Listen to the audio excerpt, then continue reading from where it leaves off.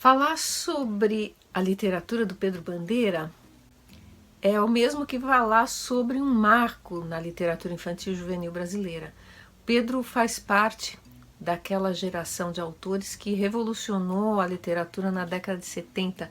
Ele está no mesmo patamar que a Lígia Bojunga, que a Ana Maria Machado, que a Ruth Rocha. São autores que trouxeram para a Lige uma qualidade diferente, um jeito diferente de ver, de encarar o trabalho com literatura. O Pedro trabalha em especial com humor. Ele tem uma verve humorística que tempera a maioria dos seus livros. E ele tem também uma ligação muito forte com os sentimentos. Ele toca no sentimento do leitor, ele mexe com o leitor. É muito fácil a gente se identificar com a literatura do Pedro, em especial a literatura juvenil, quando mexe com os sentimentos, né? Livros como A Marca de uma Lágrima, por exemplo, é um best-seller, sempre será. É claro que o maior sucesso do Pedro editorial é A Droga da Obediência. A Droga da Obediência é indispensável, todo adolescente brasileiro deveria ler, todo adolescente do mundo deveria ler. E quando a gente fala no infantil, não tem como a gente não citar o Fantástico Mistério de Feiurinha, que é uma obra-prima do humor, do reconto, da retomada das brincadeiras com os personagens clássicos que a gente viu em muitos autores no passado. Mas com o Pedro a gente tem um marco. Então a literatura dele traz para a criança, para o jovem, uma qualidade de ludicidade, de brincadeira, de identificação, que são poucos os autores que atingem. Quando a gente pega as obras, então, mais ligadas ao público que está sendo alfabetizado, né?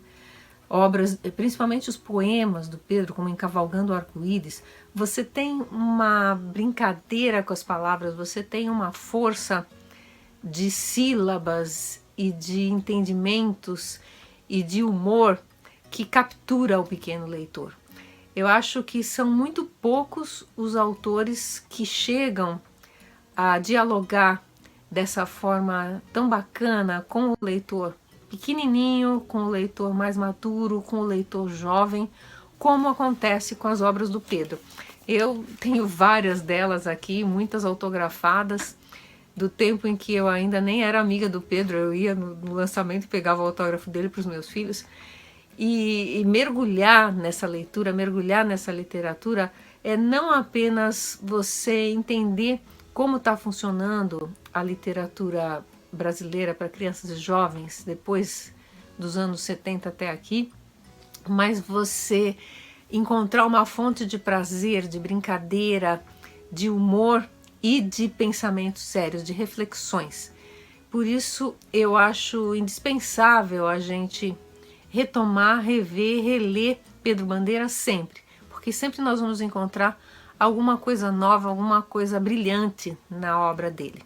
Sem esquecer de mencionar que o Pedro é uma pessoa muito querida, que ele, ao fazer uma palestra, ao conversar com os professores, com os bibliotecários e com as próprias crianças, ele traz um material humano riquíssimo dessa pessoa incrível que ele é e que consegue transmitir, através da sua literatura, tudo de bom para os nossos leitores.